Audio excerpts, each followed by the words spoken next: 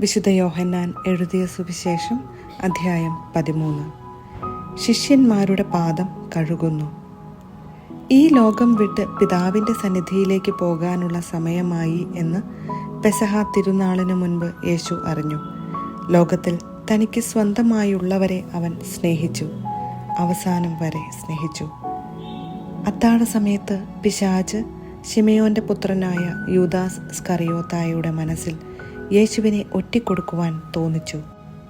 പിതാവ് സകലതും തൻ്റെ കരങ്ങളിൽ ഏൽപ്പിച്ചിരിക്കുന്നുവെന്നും താൻ ദൈവത്തിൽ നിന്ന് വരികയും ദൈവത്തിങ്കലേക്ക് പോവുകയും ചെയ്യുന്നുവെന്നും യേശു അറിഞ്ഞു. അത്താഴത്തിനിടയിൽ അവൻ എഴുന്നേറ്റ് മേലങ്കി മാറ്റി ഒരു തൂവാലയെടുത്ത് അരയിൽ കെട്ടി. അനന്തരം ഒരു താലത്തിൽ വെള്ളമെടുത്ത് ശിഷ്യന്മാരുടെ പാദങ്ങൾ കഴുകാനും അരയിൽ ചുറ്റിയിരുന്ന തൂവാല കൊണ്ട് തുടയ്ക്കാനും തുടങ്ങി. അവൻ ശിമയോൻ പത്രോസിൻ്റെ അടുത്തെത്തി. പത്രോസ് അവനോട് ചോദിച്ചു, കർത്താവേ, നീ എൻ്റെ കാൽ കഴുകുകയോ? യേശു പറഞ്ഞു, ഞാൻ ചെയ്യുന്നതെന്തെന്ന് ഇപ്പോൾ നീ അറിയുന്നില്ല, എന്നാൽ പിന്നീട് അറിയും. പത്രോസ് പറഞ്ഞു, നീ ഒരിക്കലും എൻ്റെ പാദം കഴുകരുത്. യേശു പറഞ്ഞു, ഞാൻ നിന്നെ കഴുകുന്നില്ലെങ്കിൽ നിനക്ക് എന്നോട് കൂടെ പങ്കില്ല. ശിമയോൻ പത്രോസ് പറഞ്ഞു, കർത്താവേ, എങ്കിൽ എൻ്റെ പാദങ്ങൾ മാത്രമല്ല, കരങ്ങളും ശിരസും കൂടി കഴുകണമേ. യേശു പ്രതിവചിച്ചു, കുളി കഴിഞ്ഞവൻ്റെ കാലുകൾ മാത്രമേ കഴുകേണ്ടതുള്ളൂ, അവൻ മുഴുവൻ ശുചിയായിരിക്കും. നിങ്ങളും ശുദ്ധിയുള്ളവരാണ്, എന്നാൽ എല്ലാവരുമല്ല. തന്നെ ഒറ്റിക്കൊടുക്കുന്നവൻ ആരാണെന്ന് അവൻ അറിഞ്ഞിരുന്നു. അതുകൊണ്ടാണ് നിങ്ങളിൽ എല്ലാവരും ശുദ്ധിയുള്ളവരല്ല എന്ന് അവൻ പറഞ്ഞത്. അവരുടെ പാദങ്ങൾ കഴുകിയതിനു ശേഷം അവൻ മേലങ്കി ധരിച്ച് സ്വസ്ഥാനത്തിരുന്ന് അവരോട് പറഞ്ഞു, ഞാൻ എന്താണ് നിങ്ങൾക്ക് ചെയ്തതെന്ന് നിങ്ങൾ അറിയുന്നുവോ? നിങ്ങൾ എന്നെ ഗുരു എന്നും കർത്താവ് എന്നും വിളിക്കുന്നു. അത് ശരി തന്നെ, ഞാൻ ഗുരുവും കർത്താവുമാണ്. നിങ്ങളുടെ കർത്താവും ഗുരുവുമായ ഞാൻ നിങ്ങളുടെ പാദങ്ങൾ കഴുകിയെങ്കിൽ നിങ്ങളും പരസ്പരം പാദങ്ങൾ കഴുകണം. എന്തെന്നാൽ ഞാൻ നിങ്ങൾക്ക് ചെയ്തതുപോലെ നിങ്ങളും ചെയ്യേണ്ടതിന് ഞാൻ നിങ്ങൾക്കൊരു മാതൃക നൽകിയിരിക്കുന്നു. സത്യം സത്യമായി ഞാൻ നിങ്ങളോട് പറയുന്നു, ഭൃത്യൻ യജമാനനേക്കാൾ വലിയവനല്ല, അയക്കപ്പെട്ടവൻ അയച്ചവനേക്കാളും വലിയവനല്ല. ഈ കാര്യങ്ങൾ അറിഞ്ഞ് നിങ്ങൾ ഇതനുസരിച്ച് പ്രവർത്തിച്ചാൽ അനുഗ്രഹീതർ. നിങ്ങൾ എല്ലാവരെയും കുറിച്ചല്ല ഞാനിത് പറയുന്നത്.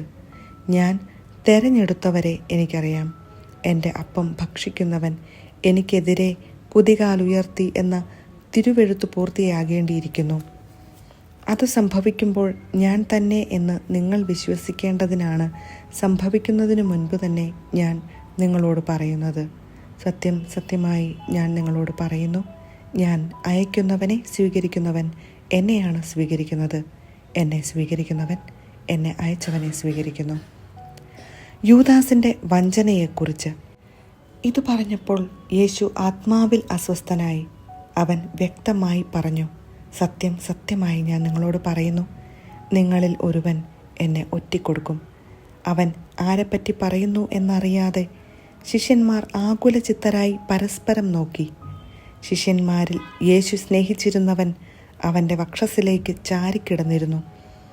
ശിമയോൻ പത്രോസ് അവനോട് ആംഗ്യം കാണിച്ചു പറഞ്ഞു, അവൻ ആരെപ്പറ്റി പറയുന്നു എന്ന് ചോദിക്കുക. യേശുവിൻ്റെ വക്ഷസ്സിൽ ചേർന്ന് കിടന്നുകൊണ്ട് അവൻ ചോദിച്ചു, കർത്താവേ, ആരാണത്? അവൻ പ്രതിവചിച്ചു, അപ്പക്കഷണം മുക്കി ഞാൻ ആർക്ക് കൊടുക്കുന്നുവോ അവൻ തന്നെ. അവൻ അപ്പക്കഷണം മുക്കി ശിമയോൻ സ്കറിയോത്തായുടെ മകൻ യൂദാസിന് കൊടുത്തു. അപ്പക്കഷണം സ്വീകരിച്ചതിനെ തുടർന്ന് സാത്താൻ അവനിൽ പ്രവേശിച്ചു. യേശു അവനോട് പറഞ്ഞു, നീ ചെയ്യാനിരിക്കുന്നത് വേഗം ചെയ്യുക. എന്നാൽ ഭക്ഷണത്തിനിരുന്നവരിൽ ആരും അവൻ ഇത് എന്തിനു പറഞ്ഞുവെന്ന് അറിഞ്ഞില്ല. പണസഞ്ചി യൂദാസിൻ്റെ പക്കലായിരുന്നതിനാൽ നമുക്ക് തിരുനാളിന് ആവശ്യമുള്ളത് വാങ്ങുക എന്നോ ദരിദ്രർക്ക് എന്തെങ്കിലും കൊടുക്കുക എന്നോ ആയിരിക്കാം യേശു അവനോട് ആവശ്യപ്പെട്ടതെന്ന് ചിലർ വിചാരിച്ചു. ആ അപ്പക്കഷണം സ്വീകരിച്ച ഉടനെ അവൻ പുറത്തുപോയി. അപ്പോൾ രാത്രിയായിരുന്നു. പുതിയ പ്രമാണം. അവൻ പുറത്തുപോയി കഴിഞ്ഞപ്പോൾ യേശു പറഞ്ഞു, ഇപ്പോൾ മനുഷ്യപുത്രൻ മഹത്വപ്പെട്ടിരിക്കുന്നു, അവനിൽ ദൈവവും മഹത്വപ്പെട്ടിരിക്കുന്നു. ദൈവം അവനിൽ മഹത്വപ്പെട്ടുവെങ്കിൽ ദൈവം അവനെ തന്നിൽ മഹത്വപ്പെടുത്തും, ഉടൻ തന്നെ മഹത്വപ്പെടുത്തും. എൻ്റെ കുഞ്ഞുങ്ങളെ, ഇനി അല്പസമയം കൂടി ഞാൻ നിങ്ങളോട് കൂടെ ഉണ്ടായിരിക്കും. നിങ്ങൾ എന്നെ അന്വേഷിക്കും. എന്നാൽ ഞാൻ യഹൂദരോട് പറഞ്ഞതുപോലെ ഇപ്പോൾ നിങ്ങളോടും പറയുന്നു, ഞാൻ പോകുന്നിടത്തേക്ക് വരാൻ നിങ്ങൾക്ക് കഴിയുകയില്ല. ഞാൻ പുതിയൊരു കൽപ്പന നിങ്ങൾക്ക് നൽകുന്നു. നിങ്ങൾ പരസ്പരം സ്നേഹിക്കുവിൻ. ഞാൻ നിങ്ങളെ സ്നേഹിച്ചതുപോലെ നിങ്ങളും പരസ്പരം സ്നേഹിക്കുവിൻ. നിങ്ങൾക്ക് പരസ്പരം സ്നേഹമുണ്ടെങ്കിൽ നിങ്ങൾ എൻ്റെ ശിഷ്യന്മാരാണെന്ന് അതുമൂലം എല്ലാവരും അറിയും. പത്രോസ് ഗുരുവിനെ നിഷേധിക്കും. ശിമയോൻ പത്രോസ് ചോദിച്ചു, കർത്താവേ, നീ എവിടേക്ക് പോകുന്നു? യേശു പ്രതിവചിച്ചു, ഞാൻ പോകുന്നിടത്തേക്ക് ഇപ്പോൾ എന്നെ അനുഗമിക്കാൻ നിനക്ക് കഴിയുകയില്ല, എന്നാൽ പിന്നീട് നീ അനുഗമിക്കും.